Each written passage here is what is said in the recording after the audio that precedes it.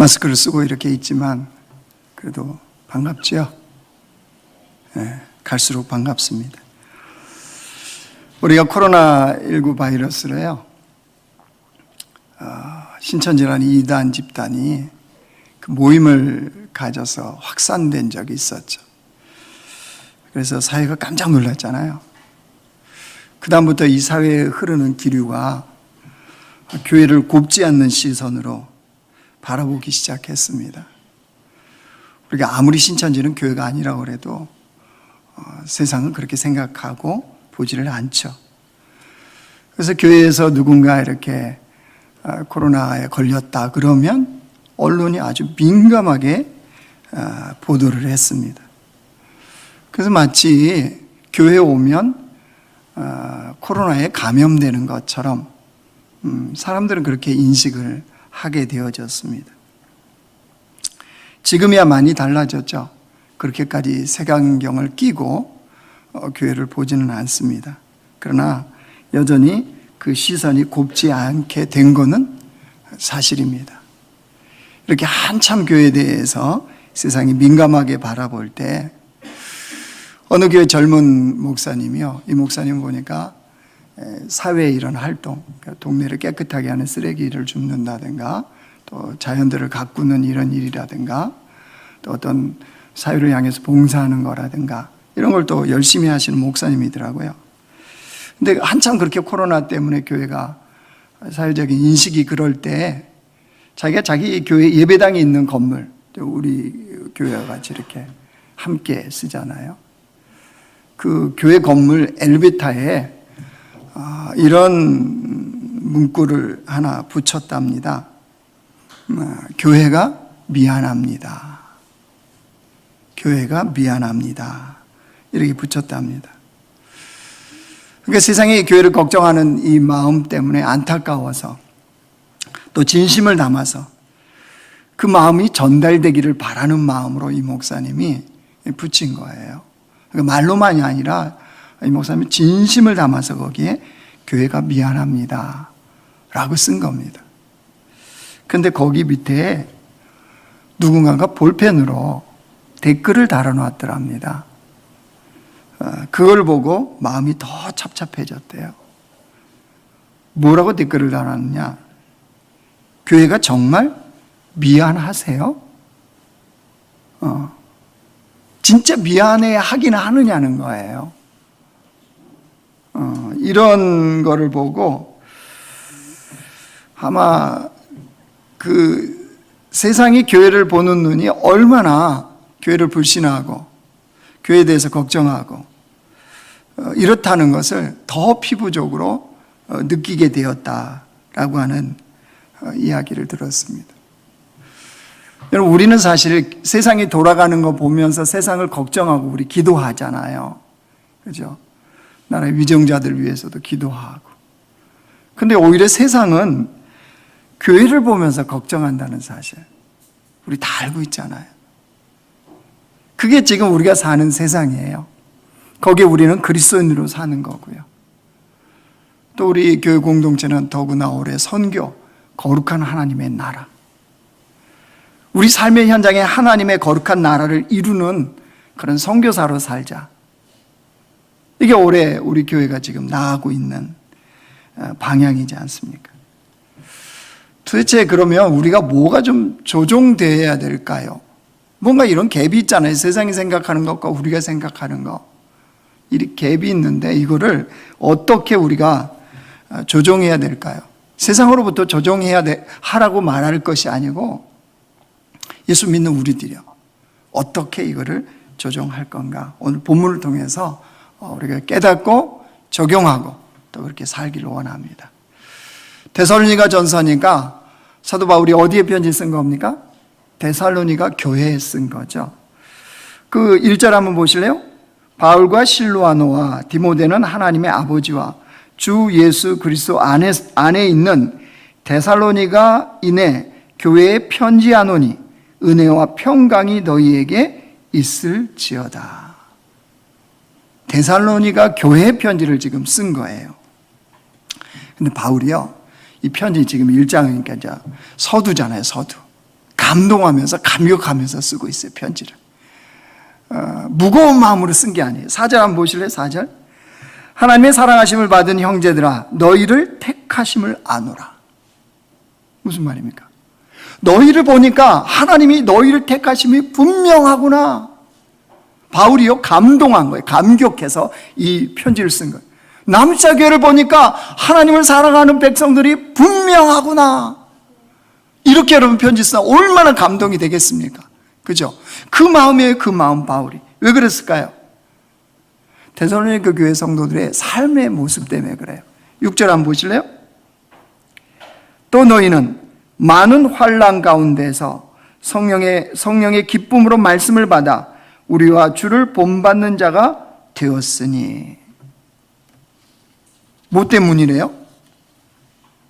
이들은 바울 일행과 주님을 본받는 자들의 삶을 살았다는 거예요.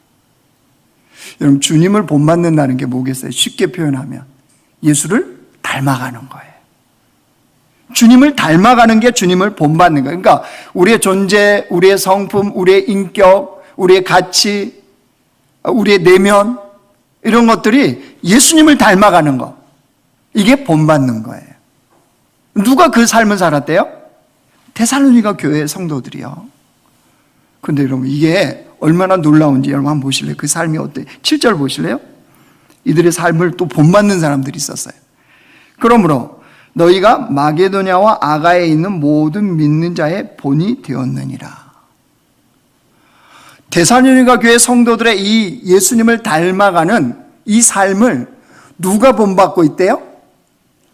마게도냐 교회가, 아가야 교회가 이것을 본받기 시작했다는 거예요. 여러분, 놀랍죠? 근데 그게 그치지 않아요. 더 놀라십시오. 8절 보세요.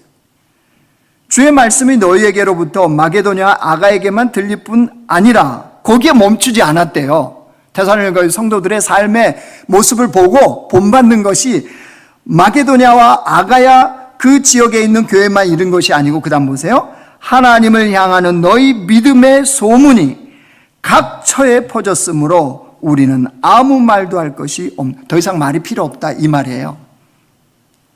마게도냐 아가야를 넘어서 어디요? 각 처로 사방으로 퍼지고 있대요. 뭐가요? 좋은 소문이. 저들은 예수를 닮은 자들이야, 예수를 닮아 살아가고 있는 자들이야, 이 소문이 각 처에 퍼지고 있대요. 그럼 이 말은 이 데살로니가 교회 성도들의 이 삶이 복음에 그들에게 도전이 되었을 뿐만 아니라 믿음의 삶의 본이 되는 삶이 됐다는 거죠. 여러분, 이 모습은 이 시대에 우리가요, 이 시대의 교회가 본받아야 될 모델인 거예요. 누가요? 데살로니가 교회가요. 자, 그러면 이 정도의 훌륭한 데살로니가 교회, 여러분 형편이 어떠했을까요? 우리가 그걸 보고 더 보면 도전이 됩니다. 자, 이 정도면 우리가 그런 생각을 해요. 아, 이 교회는 아마 전통이 오래된 교회일 거야. 아니면 믿음의 뿌리가 아주 깊은 그런 교회일 거야. 이렇게 우리는 생각하잖아요. 근데 여러분, 전혀 그렇지 않습니다. 이 데살로니 교회가 언제 세워졌냐 그러면요, 바울과 바나바가 안디옥 교회에서 파송을 받잖아요. 그렇죠? 그래서 전도 여행을 출발했잖아요. 그때 데살로니가 지역에 이 복음을 전하고 이 안디옥 교회의 지원을 받아서 세워진 교회가 이 데살로니가 교회입니다. 시기적으로는 AD 49년경이라고 그래요. AD 49년경에 이 교회가 세워졌는데, 자, 그러면 바울이 지금 데살로니가 전서 이 편지를 쓴 게 어느 때이냐? 교회가 세워지고, 놀라지 마세요, 교회가 세워지고 1년 6개월 후에 쓴 편지입니다.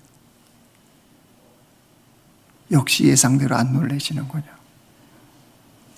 아니, 이 교회가 세워진 지 1년 6개월밖에 안 됐다는 거예요. 다시 말해서 이 데살로니가 성도들이 복음을 믿고 주님을 따라 살기 시작한 것이 1년 6개월밖에 안 됐다는 거예요. 여러분, 이 짧은 시간 안에 그들은 놀라운 칭찬을, 마게도냐, 아가야, 아니 그걸 넘어서서 각처에서 칭찬을 듣는 교회가 되었다는 거예요. 그러니까 여러분, 믿음이요 꼭 신앙의 연수하고 비례하지는 않아요.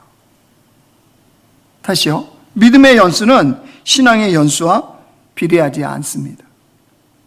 그러니까 얼마든지 누구든지 예수님을 닮아가는 성장과 성숙을 향한 그리스도의 삶이 가능하다는 거예요. 나는 믿은 지 얼마 안 돼서 안 돼. 아니요, 그렇지 않다는 거예요. 소망이 생기죠? 더구나 여러분, 이들이 신앙생활할 때 환경을 한번 보실래요? 6절 가보세요. 또 너희는 많은 환난 가운데서 성령의 기쁨으로 말씀을 받아. 이들의 삶, 신앙생활의 환경은 어떻대요? 많은 환난이 있었다는. 여러분 2장 14절 한번 가보실래요? 2장 14절. 우리 같이 한번 읽습니다. 시작. 형제들아, 너희가 그리스도 예수 안에서 유대에 있는 하나님의 교회들을 본받는 자 되었으니 그들이 유대인들에게 고난을 받음과 같이 너희도 너희 동족에게서 동일한 고난을 받았느니라. 이들의 신앙 환경은 어떻대요? 방해받았대요. 핍박받았대요. 그러니까 신앙생활이 지금 보통 고난과 어려움이 있었던 게 아닌 거예요. 이들에게는. 그런데도 뭐 했대요? 예수님을 닮는 신앙의 본이 되는 삶을 살았대요.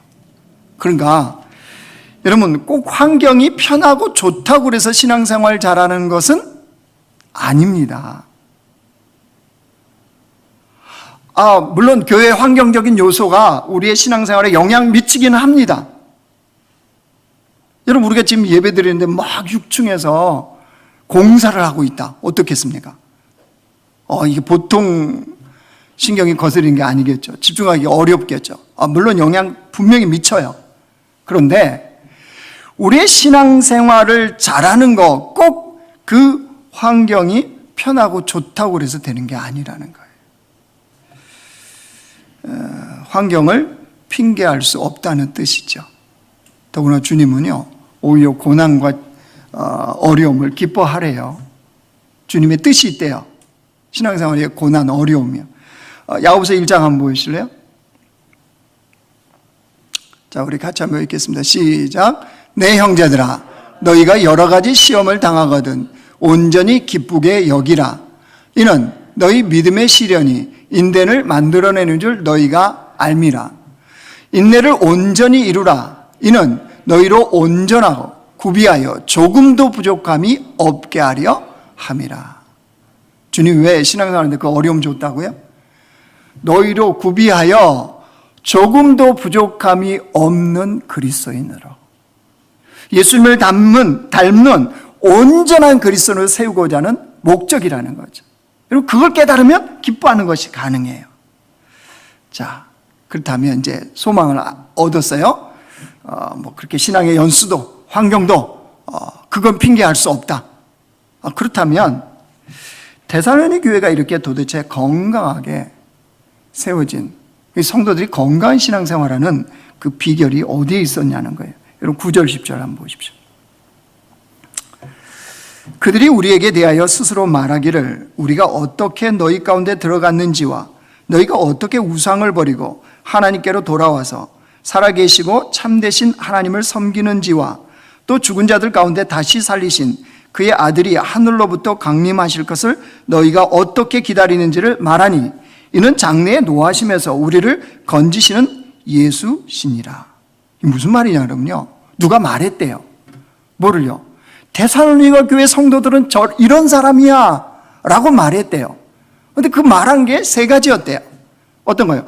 어떻게 그들이 우상을 버리고 하나님께 돌아와서 하나님을 섬기는지, 그들이 어떻게 살아계신 참 하나님을 섬기는지, 또 다시 오실 예수님을 어떻게 기다리는지, 요 세 가지를 말했대요. 누가 말했을까요? 9절에 누가 말했다고 그랬습니까? 그들이. 이 그들이 누군지를 알면 더 깜짝 놀랍니다. 자, 이들의 신앙생활의 본이 마게도냐, 아가야, 그걸 넘어서 각처에, 이 각처에 여기는 이제 믿음의 사람들이요. 마게도냐 교회뿐만 아니라 아가야 교회뿐만 아니라 더 넘어서서 다른 믿음의 사람들이 이 교회를 보고 도전을 받고 본을 받아서 따라 살기 시작했다는 거예요. 그런데 이 9절 10절에 이렇게 칭찬하는, 소문이 퍼져서 칭찬하는 그들이 말하는 이 그들이 누구냐면요, 세상 사람들이. 세상 사람들이 말하고 있대요, 지금. 누구를요? 데살로니가 성도들.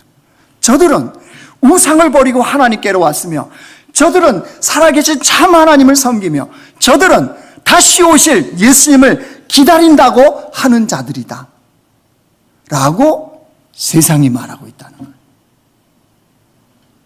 놀랍지 않습니까? 교회는 가만히 있는데 세상이 지금 홍보하고 있어요. 요 세 개 중에요, 예수를 닮는 그 주를 본받는 삶과 우리가 어디에서 이렇게 세 가지 다 오늘 말씀드릴 수는 없고요. 한 가지만 갖고 오늘 말씀을 이제 전하고 우리에게 적용해 보기로 합니다. 특별히 가운데 있는 것. 두 번째요. 여러분 9절 하반절 보세요. 살아계시고 참되신 하나님을 섬기는 지와. 저들은 살아계시고 참되신 하나님을 섬기는 자들이라고 한다라고 세상이 말했다는 거예요. 그죠? 근데 여기서 섬긴다, 이 섬기는 자, 섬긴다라고 하는 이 동사를 주석에서 찾아봤더니요, 듈류에인이라고 하는 이 동사를 썼더라고요. 거기 뭐라고 써져 있냐면요, 이렇게 해석이 되어 있어요. 우리는 그냥 섬긴다 이렇게 보는데 거기는 노비로서 섬긴다, 이런 의미가 있다는 거예요. 이건 무슨 말이냐면요, 세상이 보니까 저들이 하나님을, 살아계신 하나님을 섬긴다고 그러는데 하나님의 노예처럼 섬긴대요. 아, 저들은 하나님의 노예야, 이렇게 말했대요, 세상이. 자, 어떻습니까? 어감이 듣기에 좀 매력적인가요? 아, 남자교회 성도들은 하나님의 노예로 사는 자들이야.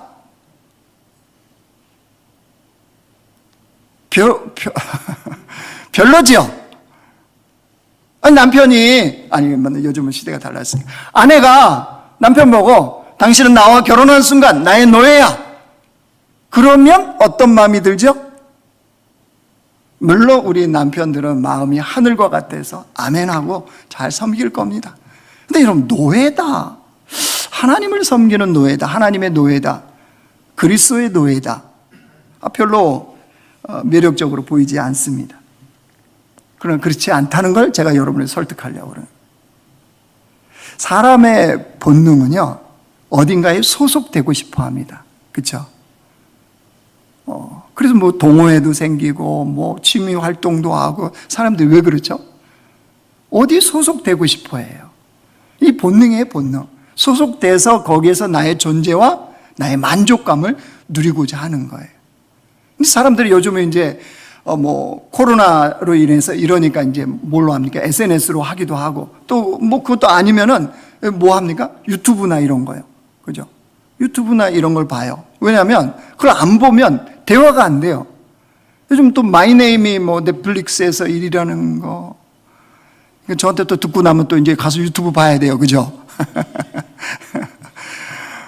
갯마을 차차차인가 뭐 그거 있다며요. 뭐 그런 것도 보셨나요? 이것도 난 너무 생소해 이러면 갑자기 소외감이 확 들죠. 왜 그런 줄 아세요? 우리 본능이에요, 본능. 어디에 소속되고 싶어서. 그러니까 이게 사람들에게 뭘 주냐면요, 어딘가에 몰입하게 만드는 거예요, 자꾸. 자신에게도 몰입하고, 취미에도 몰입하고, 유튜브에도 몰입하고. 제가 가끔 이렇게 서울에 나갈 때, 평촌에서 서울로 나갈 때 지하철을 이렇게 타고 가요. 지하철을 타고 가면 제가, 제 생각이에요, 제 생각. 지하철 안에 제가 외계인처럼 느껴질 때가 있어요. 목사라 보니까 직업병이에요. 꼭 가면 그냥 가면 되는데 꼭 책이나 하나 들고 가요, 읽지도 않으면서. 그래서 이렇게 지하철에 서 있으면 책 한 줄이라도 이렇게 보잖아요. 저는 이제 그 모양새로 가는데 이렇게 한번 둘러보면요, 눈 감고 있는 사람이나 눈 감는 사람은 조는 사람이죠. 눈 뜨고 있는 사람은 모두가 다 이 스마트폰을 보고 있습니다. 그러니 거기서 그냥 서 있는 사람은 외계인이 되는 거죠. 그 사람은 그래요. 궁금해요. 뭘 볼까? 이렇게 좀 훔쳐보면, 보통 게임하는 사람들이나 아니면 그 유튜브로 영상 보는 사람이나 아니면 신문이나 이런 거 검색하는 사람들. 요즘은 주식 그래프 보는 사람도 많이 있더라고요. 이런 것들 봐요. 그래서 생각해 봤어요. 저걸 보는 순간만큼은 참 걱정, 근심이 사라질 거야. 그렇죠? 유튜브에 그거 보고 있으면 그 순간은 거기 몰입하니까요. 걱정이나 근심이 없어집니다. 또 그것이 우리에게 휴식의 기회를, 그 시간을 제공하는 거 부인하지 않습니다. 근데 문제는 이거예요. 그 몰입이 우리로 하여금 거기에 빠져들게 만든다는 거예요. 마치 스마트폰의 노예처럼. 여러분 그거 아세요? 요즘 사람은 그렇다며요. 출근하다가 아니면 또 어디 외출하다가 스마트폰을 만약에 안 들고 나갔다. 그럼 옛날에 폴더폰은 그냥 놓고 가면 되잖아요. 그죠? 갔다 와서 누가 전화했으면 다시 하면 돼요. 요즘은 불안해 한다며요. 다시 돌아온다며요. 떨어질 수 없는 스마트폰. 그죠?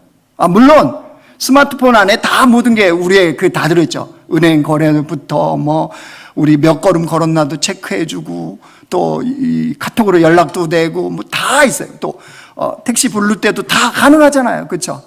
스마트합니다. 아주. 그런데 진짜 우리의 인생이 스마트할까요? 그런 생각 안 드십니까? 내가 어디에 묶여서 노예로 살아가는 듯한 느낌. 스마트폰의 노예가 되면 어떨까요? 진짜 스마트해질까요?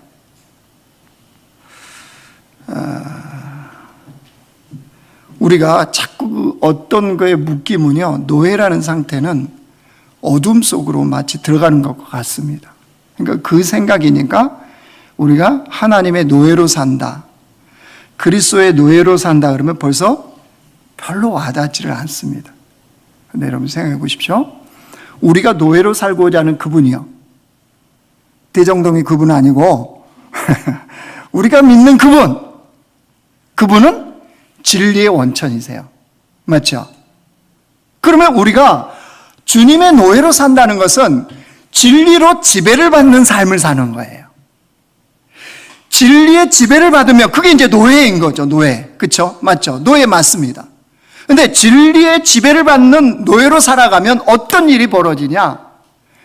그때야 비로소 진리로 세상을 보기 시작해요. 진리로 인생을 해석하기 시작해요. 그러면 이 세상의 노예는 묶여서 삶이 파멸되고 힘들고 어렵고 더 고통스러운데, 여기 주님의 노예로 살아가면요, 주님의 말씀처럼 참 자유를 누려요. 요한복음 8장 32절 보이실래요? 우리 잘 아는 말씀입니다. 같이 읽어요. 시작. 진리를 알지니 진리가 너희를 자유롭게 하리라. 진리를 알지니, 하나님의 노예로 살아가면 당연히 진리를 알죠. 그러면 그 진리가 우리에게 참 자유를 준다는 거예요. 어떤 자유요? 여러분, 물질의 노예로 살아가지 않을 자유, 환경의 노예로 살아가지 않을 자유, 성공의 그 지배를 받지 않는 자유, 이런 사람으로 살게 하는 것이 가능하다는, 여러분 이게 진리를 따라가는 자들의 복이에요. 하나님의 노예, 그리스도의 노예로 사는 자들이 누리는 복이에요. 누가 그걸 살았대요? 데살로니가 교회예요. 얼마 됐다고요? 1년 6개월이요. 그 중에는 더 오래전에 믿은 사람도 있을 수 있겠죠. 그러나 대부분이 1년 6개월 되었어요. 신앙생활을 시작한 지가. 그런데 그들은 이 복을, 이 자유를 누리는 사람들이래요. 생각해 보십시오. 그 노예로 산다는 것이 매력적이지 않다면 이 마게도냐와 아가야와, 아니 거기 내버려 두고요. 이 데살로니가 교회가 있는 데살로니가 지역에 예수 믿지 않는 사람들이요. 그들이 이렇게 칭찬할 수가 있습니까? 여러분, 매력적이지 않는데 칭찬을 하나요? 그렇진 않죠. 그러니까 저들은 진짜 참 자기들도 그거 살고 싶다는 거예요. 참 자유를 누리고 사는구나. 환경이 어려운데, 핍박이 있는데도 그걸 누리고 살더라는 거예요. 여러분, 사람들이 착각하는 게 하나 있습니다. 뭘 착각하냐 그러면요, 사람이 감동을 받는데 뭔가 완전하고 완벽해야 감동받는다고 생각하는 거예요. 우리는 잘 못하지만 젊은 애들은 이벤트들을 잘합니다. 젊은 애들 아시죠? 젊은 애들이라는 건 20대, 30대를 얘기하는 겁니다. 여러분, 우리 나이 드신 분들 왜 남편이나 아내 생일 때 이벤트를 못하죠? 1번 쑥스러워서, 2번 쑥스러워서, 3번 쑥스러워서. 그렇죠? 근데 그 쑥스러움 속에 뭐가 있어요? 완전하게 완벽하게 해야 감동받는다고 생각해요. 그러니까 그 쑥스러워서 못하는 거예요. 그럴 바에는 안 하겠다는 거예요. 그죠? 그리고 또 사실 그렇게 했으면 좀 칭찬을 저쪽이 잘 해줬어야 되는데 좀 쑥스럽게 만들었어, 과거에. 그죠? 그래서 안 하잖아요. 여러분, 우리가 그런 착각이 있어요. 완전하고 완벽해야 된다. 그래야 사람이 감동받는다. 아니요.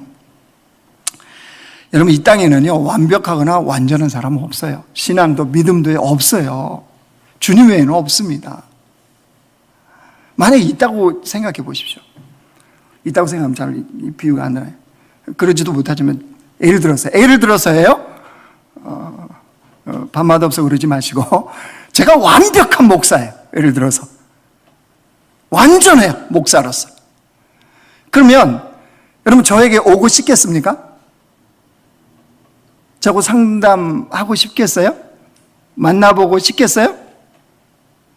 왜 대답을 안 하세요? 완전 조금만 좀 쫓아가라도 가보라고요? 여러분, 그런 사람이 있다면 거부감이 생길 겁니다. 그렇지 않아요? 우리 주님께 왜 우리는 그 아픔과 어려움을 갖고 가는 게 가능하죠? 그분은 우리와 동일하게 아픔을 겪으셨고, 그죠? 우리의 그거를 다 이해하시는 분이니까 가능하잖아요. 거부감, 부담감으로 완벽한 사람이 있다면 가지 못하는 거예요.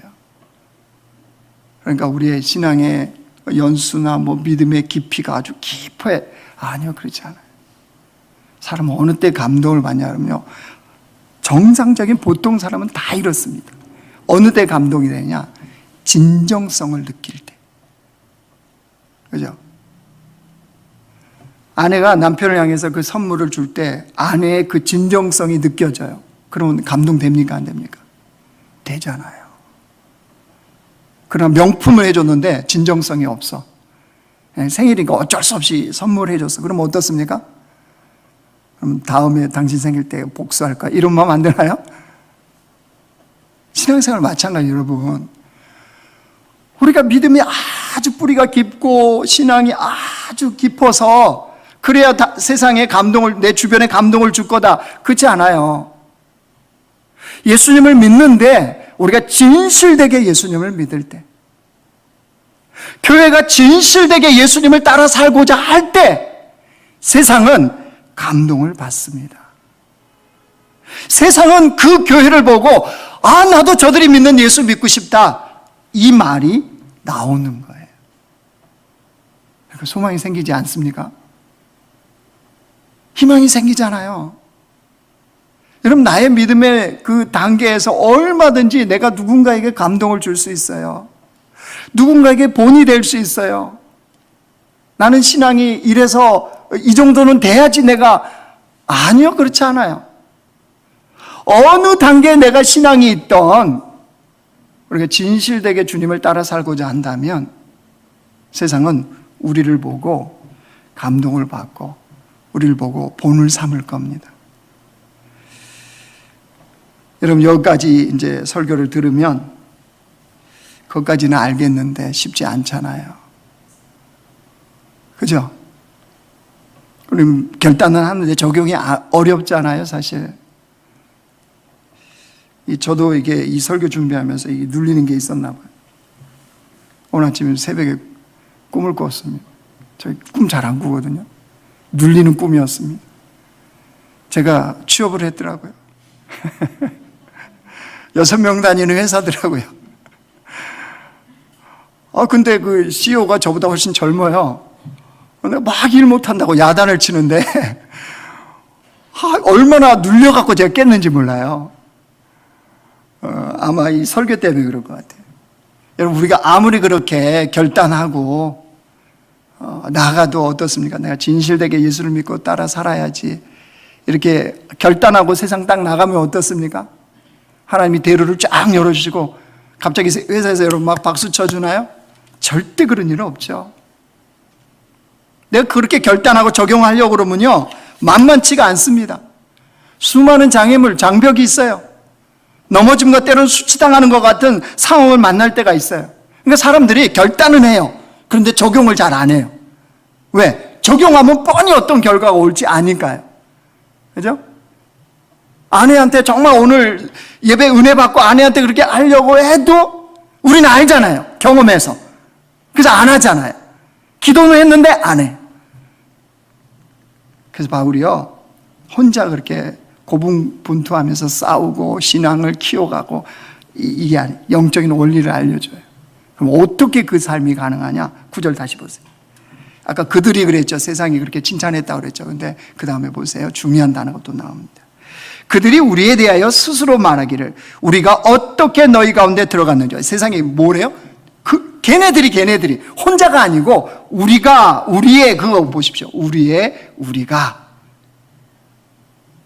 그 예수님을 닮아가는 그 과정을 혼자 알아서 이게 아니라는 거예요. 각자라고 그러지 않고 뭐라고 그랬습니까? 우리라고 말했죠. 주님의 노예로 살아가는 삶, 함께 하는 거예요. 누가요? 교회 공동체가요. 그 주님을 닮아가는 과정, 우린 과정이 필요하잖아요. 그래서 신앙생활은 영적인 공사 중이라고 그러잖아요. 영적 공사 중. 건물이 온전히 세워지려면 공사가 이루어져야 되잖아요. 그건 마찬가지죠. 근데 그거를 우리 혼자 각자 알아서 하는 게 아니라는 거예요. 당신 신앙은 당신이 알아서 해. 나는 나 알아서 해. 이거 아니에요.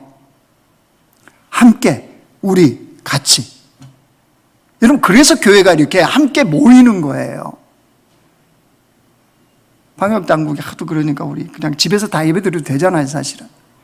예배를 그분들이 몰라도 얼마나 모르는지 몰라요. 함께. 함께 위로하고, 함께 격려하고, 함께 손을 붙잡고, 함께 성장하고 성숙하는 거. 이게 예수님을 닮아가는 과정에서 함께 하는 거예요. 그러니까 여러분, 우리가요, 이 교회 공동체에서 함께 이렇게 있다는 게 얼마나 귀한 건지 몰라요. 같이 가는 거예요.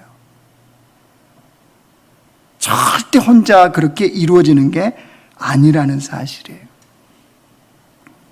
그러니까 가정교회도 사실은 못 모이고 있지만, 모이는 데는 모이죠. 또 온라인도 하고.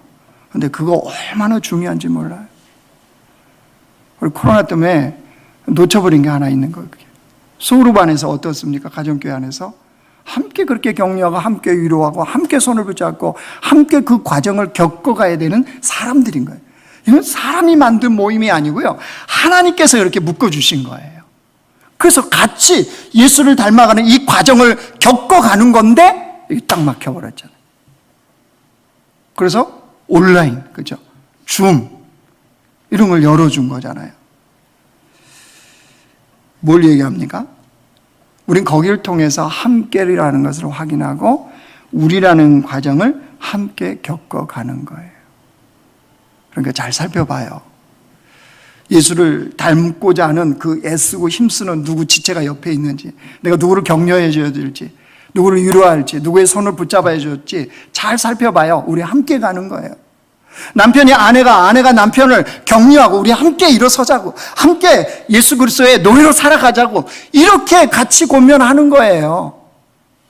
그러라고 만난 거예요. 그러라고 그 자식을 우리 가정에 붙여준 거예요. 그러라고 교회가 함께 있는 거예요. 그 귀하죠, 옆에 사람. 마스크 쓰고 있지만 어떤 표정인지 모르지만 그래도 한번 보고 이제 설교 마치죠. 옆에서 한번 보세요. 그 사람이에요, 그 사람. 귀하죠? 그 사람이 있어야 내가 예수를 닮는 함께가 가는 거예요. 우리가 가능한 거예요. 그러니까 신앙 고백도 다 그렇잖아요. 나의 하나님이라고 그러지 않죠. 우리의 아버지, 우리의 하나님. 주님은 그걸 아시는 거죠. 말씀을 이제 마치겠습니다. 우리 모두가 함께 믿는 자의 본인이 됩시다. 세상을 향해서 믿는 자의 본이 되어 살아갑시다. 이를 위해서는 우리가 하나님을 섬기는 노예, 즉 세상이 볼 때 저 사람들은 그리스도의 노예구나 이렇게 느낄 정도로 살아가면 우리는 뭐예요? 참 자유함을 갖고 그 안에서 살아가요. 근데 나의 능력, 나의 힘, 나 혼자가 아니에요. 신앙생활에 결코 혼자가 없어요. 함께해요, 함께.